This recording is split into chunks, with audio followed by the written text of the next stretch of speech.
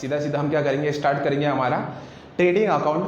तो लास्ट वाले वीडियो में मैंने कुछ बेसिक नॉलेज दिया था आपको अकाउंट्स के बारे में, आप लास्ट वाले वीडियो में देखना, मैंने वहाँ पे कुछ अकाउंट ईयर्स और फॉर द एंडेड के बारे में कुछ मैं आपको वहाँ पे नॉलेज दिया था। अब सीधा दोस्तों हम स्टार्ट करते हैं हमारा ट्रेडिंग अकाउंट, जिसके लिए हम क्या लिखते हैं, फॉर द ईयर एंडेड 31 मार्च लिखते हैं। जो ईयर आपको एक क्वेश्चन में दे रहेगा, आप वहाँ पे वो ईयर क्या करना है लिख देना। अब ऐसा हमारा क्या दिखता है, ट्रेडिंग अकाउंट दिखता है, particular inner column outer column, फिर particular inner column outer column, debit और क्रेडिट हो गया, जो नॉर्मली आपको वो उसका वहाँ पे उसके बारे में पता हुआ है। अब सीधा सीधा कुछ जो बेसिक नॉलेज होता है जो ट्रेडिंग अकाउंट के बारे में होना चाहिए, मैं बता देता हूँ आपको। सबसे पहला, ट्रेडिंग अकाउंट आपका हमेशा नॉमिनल अकाउंट होता है। कौन सा अकाउंट होता है, नॉमिनल अकाउंट होता है। कौन सा अकाउंट होता है, नॉमिनल अकाउंट होता है। ये आपको मेरे ख्याल से कभी ऑब्जेक्टिव्स में या फिर एमसीक्यू में आपको कभी पूछ सकता है। जो आपका ट्रेडिंग अकाउंट और प्रॉफिट एंड लॉस अकाउंट, वो कौन सा अकाउंट होता है, नॉमिनल अकाउंट होगा। सर नॉमिनल अकाउंट के गोल्डन रूल्स क्या होते हैं, नॉमिनल अकाउंट के गोल्डन रूल्स क्या होता है, अगर आपको पता होगा तो प्लीज़ नीचे कमेंट करिए। अगर नहीं पता है मेरे ख्याल से, तो आपको मेरे ख्याल से गोल्डन रूल्स भी क्या करना पड़ेंगे, याद करना पड़ेंगे। सर इसमें गोल्डन रूल याद नहीं रहेंगे तो क्या फाइनल अकाउंट नहीं कर पाएंगे, आंसर इज नो। आप कर लोगे, लेकिन याद रखना आपके बेस के लिए आपको गोल्डन रूल्स क्या करना चाहिए, याद रहना चाहिए। अगर आपको गोल्डन रूल्स पते हैं, अगर आपके नॉमिनल अकाउंट के गोल्डन रूल पते हैं, तो आप नीचे ज़रूर वहाँ पर क्या करना, कमेंट करना।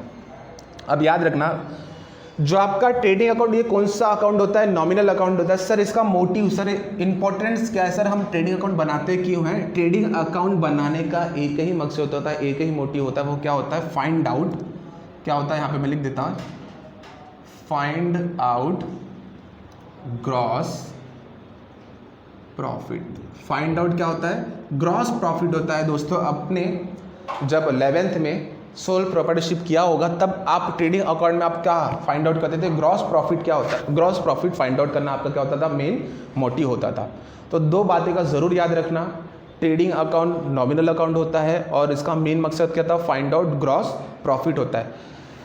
ग्रॉस प्रॉफिट सर क्या होता है, ग्रॉस प्रॉफिट वो प्रॉफिट होता है जो आपको बाय और सेल करने से जो आपको प्रॉफिट होता है। एग्जाम्पल के लिए आपने कोई भी प्रोडक्ट लेके आ गया 10 रुपये में, कितने का लेके आ गया, 10 रुपये का लेके आ गया, और आपने उसको सेल कर दिया 12 रुपीज़ का। कितने का कर दिया, 12 रुपीज़ का। हम वो इग्नोर कर देते, वो वेजेस को हम एक काम करते, थोड़े टाइम में क्या करते, साइड में करके रख लेते।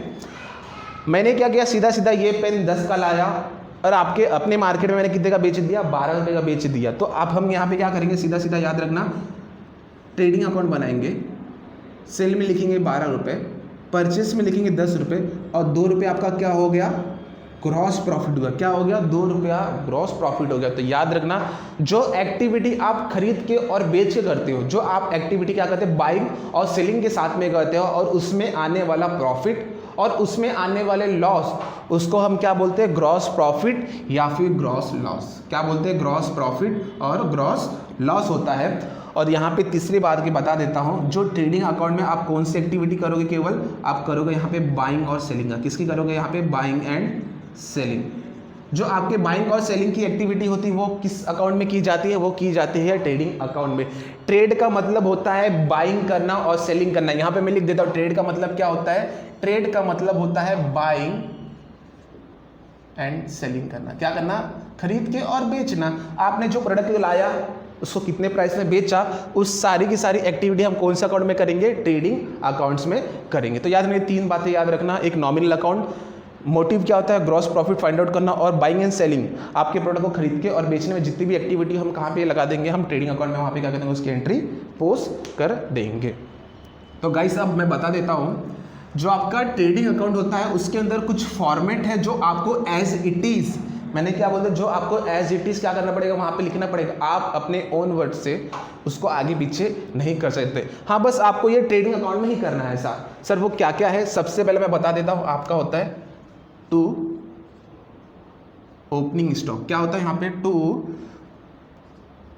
ओपनिंग स्टॉक हो गया। आप क्या करोगे, हमेशा आपका जो ओपनिंग स्टॉक होगा वो कौन सी कॉलम होगा, आउटर कॉलम में होगा। सर ये इनर कॉलम क्यों बना जाता है, इनर कॉलम हम अपने एडजस्टमेंट के लिए बना जाते हैं। किसके लिए बना जाता है, अपने एडजस्टमेंट के लिए, आपको कैलकुलेशन में कोई तकलीफ ना हो, इसलिए हम क्या करते हैं, आपका हम इनर कॉलम वहाँ पे क्या करते हैं, ड्रॉ करके रख लेते हैं। ओपनिंग स्टॉक हो गया, उसके बाद होता है टू परचेस इनर कॉलम में लिख दिया। इनर कॉलम में लिख दिया तो समझ जाना इसके ऊपर क्या होता है, आपको एडजस्टमेंट क्वेश्चन में क्या करता है पूछ सकता है, जिसमें हम रिटर्न क्या माइनस क्या करते हैं, हम यहाँ माइनस करते हैं रिटर्न। अब रिटर्न माइनस करने में जो आपका फाइनल अमाउंट रहेगा आप कहाँ पे लिख दोगे, उसको बाहर लिख दोगे। उसके बाद में क्रेडिट साइड में देते बाय सेल, इनर कॉलम में माइनस क्या कर दोगे, यहाँ पे रिटर्न लिख दोगे, उसको भी कहाँ पे लिख दोगे, इनर कॉलम में। और सीधा सीधा आप क्या फाइनल अकाउंट कहाँ कर दोगे, बाहर की कॉलम में आप वहाँ पे क्या कर दोगे, लिख दोगे।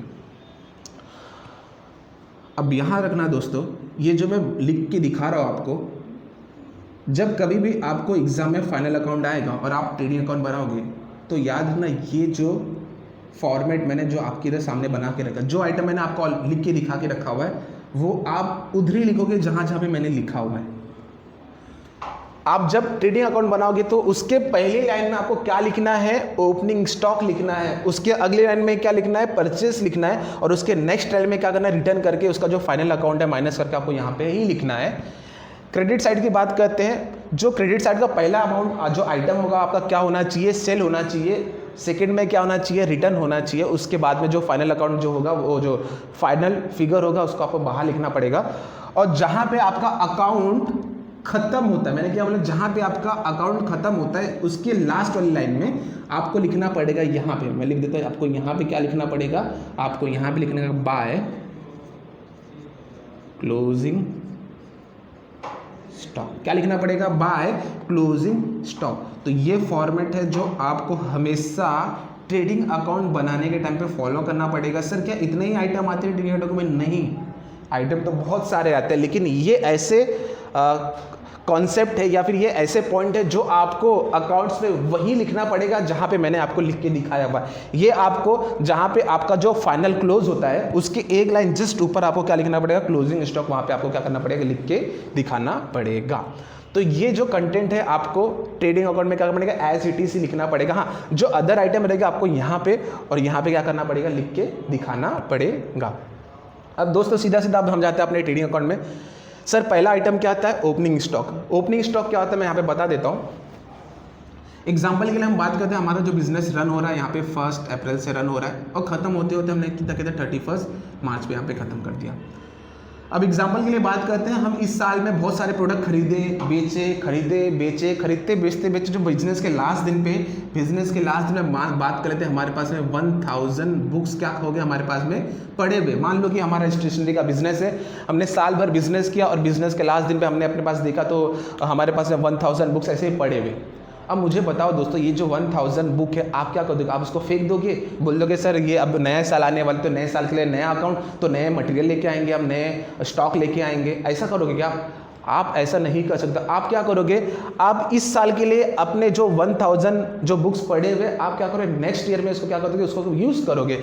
तो नेक्स्ट ईयर की बात करता हूँ मैं, अगर नेक्स्ट ईयर की बात करता हूँ मैं 1 अप्रैल की बात करता हूं, तो आप क्या करोगे, इसी 1000 बुक को क्या करोगे, कैरी कर दोगे। क्या कर दोगे, कैरी कर दोगे नेक्स्ट ईयर में। लेकिन सर आपने तो बोला था जो हमारा ट्रेडिंग अकाउंट होता है वो 1 साल के लिए होता है। हाँ, इस साल का ट्रेडिंग आप क्या कर दोगे, क्लोज कर दोगे। इस साल का ट्रेडिंग अकाउंट आप क्लोज कर दोगे, लेकिन जो आपका मटेरियल पड़ा हुआ, जो आपका स्टॉक पड़ा हुआ, जो आपके गुड्स पड़े हुए, आप नेक्स्ट ईयर में यूज कर देना as a opening stock. As a क्या, एज अ ओपनिंग स्टॉक। कहने का मतलब क्या होगा, आप समझिए, जो आपके नेक्स्ट ईयर के जो स्टॉक आप इस साल में लेके आ रहे हो, तो ऐसे स्टॉक को हम क्या बोलते हैं, ओपनिंग स्टॉक बोल दिया जाता है। आपको क्वेश्चंस में कुछ करने की जरूरत नहीं रहेगी। आपको ओपनिंग स्टॉक क्या करेगा, दिया रहेगा, आपको सीधा सीधा अमाउंट उठा के कहाँ लिखना पड़ेगा, डेबिट साइड में लिखना पड़ेगा। समझ गया होगा दोस्तों।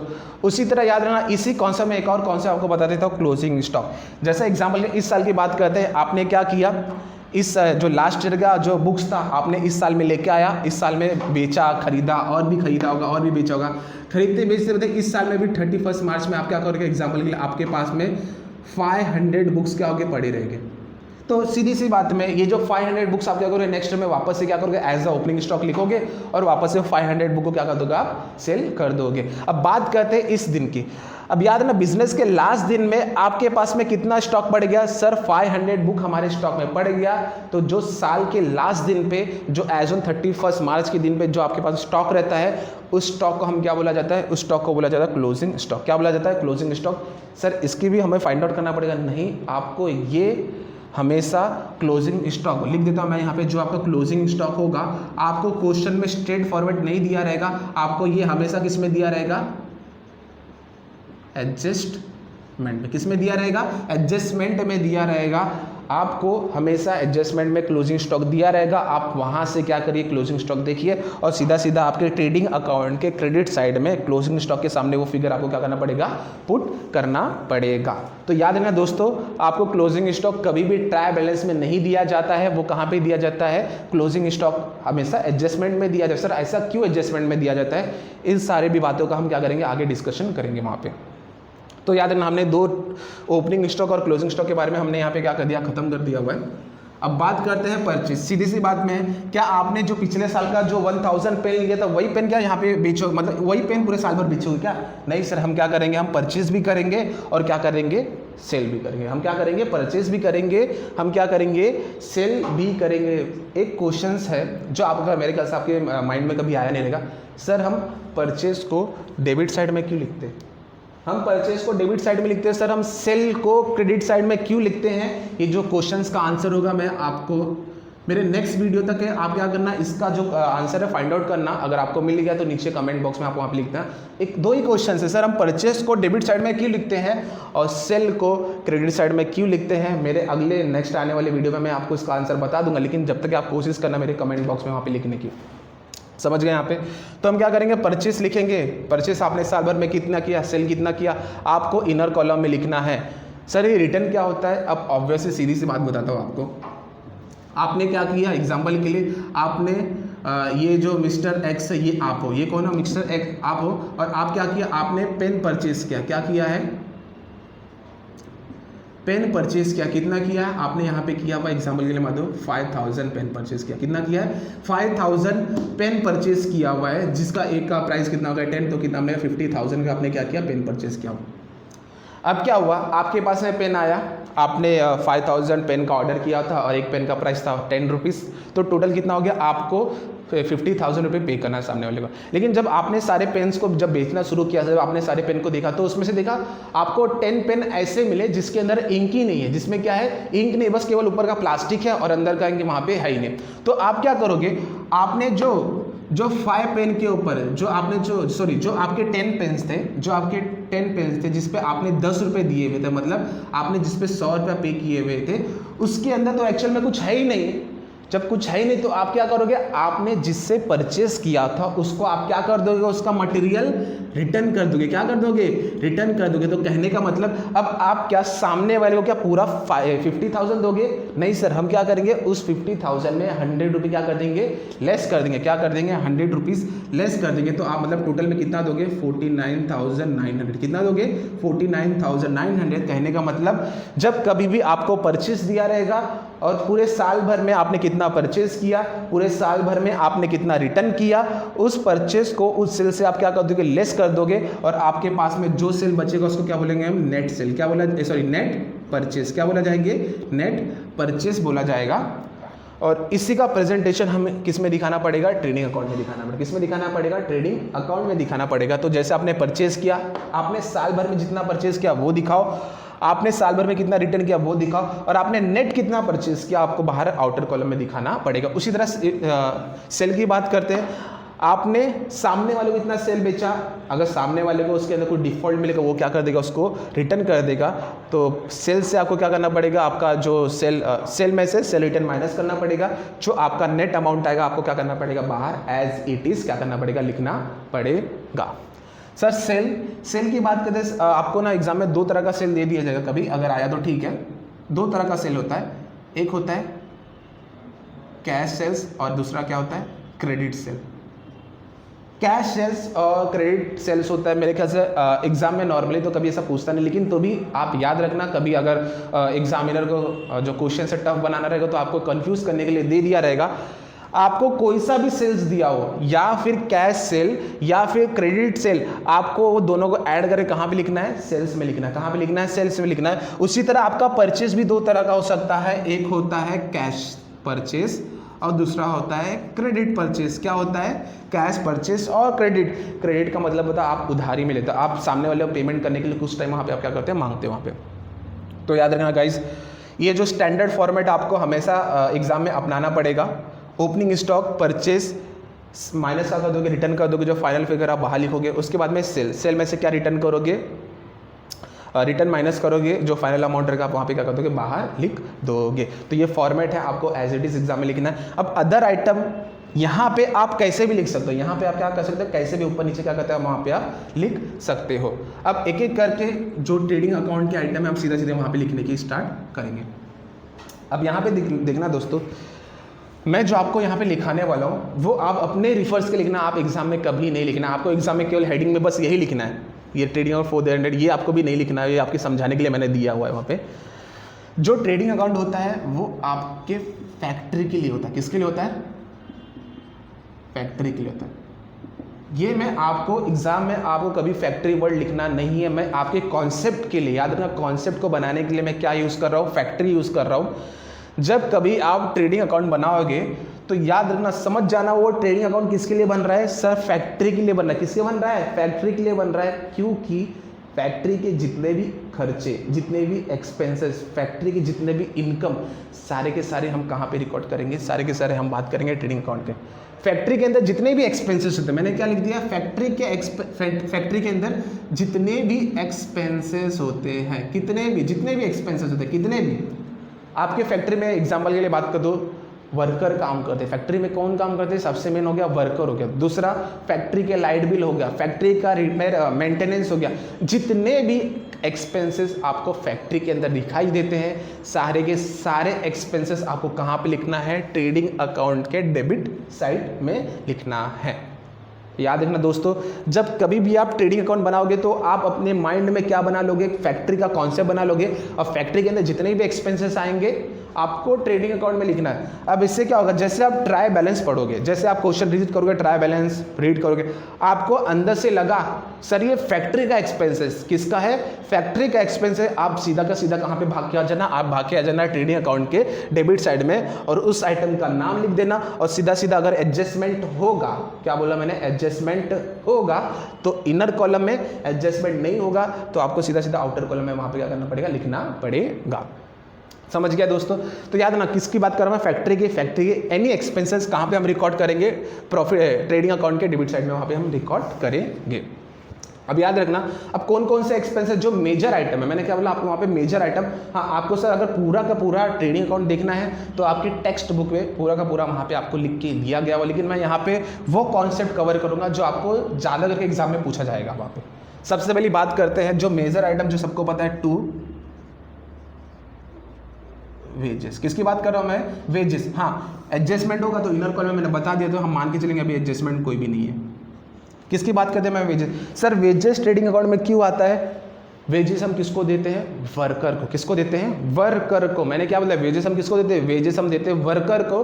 वर्कर कहाँ पे काम करता है, फैक्ट्री में। कहाँ पे काम करता है, फैक्ट्री में। याद रखना, अगर आपको किसी ने पूछ लिया सर वेजेस ट्रेडिंग में क्यों आता है, बोलता है वेजेस किसको दिया जाता है, वर्कर। किसको दिया जाता है, वर्कर को। वर्कर कहाँ पे काम करता है, फैक्ट्री में काम करता है। और फैक्ट्री के लिए हम क्या बनाते हैं, फैक्ट्री के लिए हम बनाते हैं ट्रेडिंग अकाउंट। क्या बनाते हैं, फैक्ट्री के लिए बनाते हैं ट्रेडिंग अकाउंट। तो इसलिए हम वेजेस कहाँ पे लिखते हैं, ट्रेडिंग अकाउंट में। कहाँ लिखते हैं, ट्रेडिंग अकाउंट में लिखते हैं।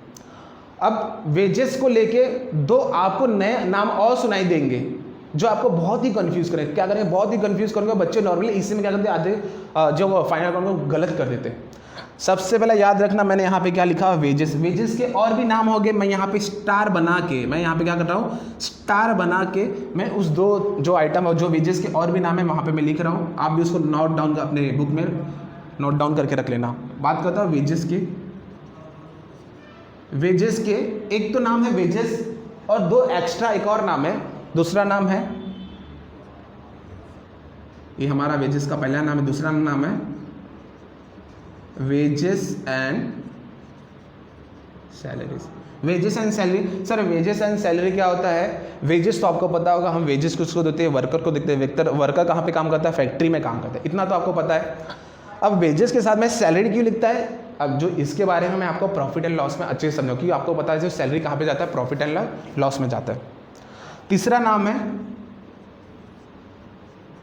Productive wages. क्या लिखा मैंने यहाँ पे? Productive wages. आपको एग्जाम में याद रखना, ज़्यादा करके बच्चे इसमें और इस पे बहुत कंफ्यूज, जैसे बता दे रहा हूँ आपको। जो वेजेस का कॉन्सेप्ट है, इसके 3 नाम है। सर जाएगा आपके ट्रेडिंग अकाउंट में, लेकिन कोई सा भी आया तो याद रखना वो कौन सी वेजेस की बात कर रहा है? वो ट्रेडिंग अकाउंट वाले वेजेस की बात कर रहा है। याद रखना, आपको वेजेस आगे लिखा हुआ है, सैलरी पीछे। कहीं ना कहीं आपको ये भी देखना पड़ेगा, जहाँ पे आपको सैलरी आगे लिखा रहेगा और वेजेस कहाँ पे लिखा रहेगा? बाद में लिखा रहेगा। लेकिन याद रखना, जब आपको कभी अगर वेजेस सैलरी साथ में दे रहा है, एक ही कॉन्सेप्ट, पहला क्या लिखा हुआ है? वेजेस, तो वेजेस कहाँ पे जाएगा? ट्रेडिंग अकाउंट में जाएगा। इतना आप समझ के रख लीजिए वहाँ पे। वेजेस हो गया, दूसरा नाम वेजेस एंड सैलरी, और तीसरा क्या होता है? Productive wages. ये प्रोडक्टिव अनप्रोडक्टिव क्या होता है, ये मैं आपको प्रॉफिट एंड लॉस में क्या करूँगा, वहाँ पे सीधा सीधा समझाऊंगा। तो और भी बहुत सारे आइटम है जो धीरे धीरे मैं हम क्या करेंगे नेक्स्ट वीडियो में क्या करूँगा। और भी बहुत सारे आइटम है जो मेरे ख्याल से आपको नॉलेज होना चाहिए। उन सारे आइटम को हम क्या करेंगे अगले वीडियो में डिस्कस करेंगे, और एक पूरा का पूरा सब हम ट्रेडिंग अकाउंट में क्या करेंगे सॉल्व करने की कोशिश करेंगे। Thank you.